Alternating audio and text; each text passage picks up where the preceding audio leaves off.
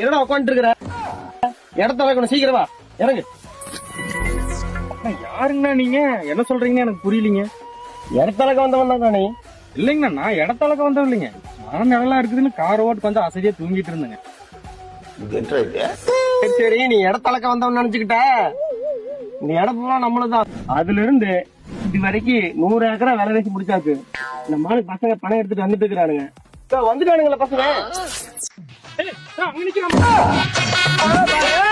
மெண்டலுங்க அவன். மெண்டல் முத்தி போய் ட்ரீட்மெண்ட் இருந்தானுங்க. யார இடத்துக்கு வந்தவங்க? சரி ஒண்ணுதான் முடியாதுன்ட்டாங்க. நீ காட்டுக்காரன் டாக்டர் கோட்டை எடுத்து மாட்டிட்டு ஓடியாந்துட்டானுங்க. அது கூட பரவாயில்ல, கரகம் பிடிச்ச வர்றப்ப 3 பேருக்கு காதை பிடிச்சு கடிச்சு வச்சிட்டானுங்க. ஐயோ, நிக்காண்டா பாத்துட்டு இருக்கிற புடுறா.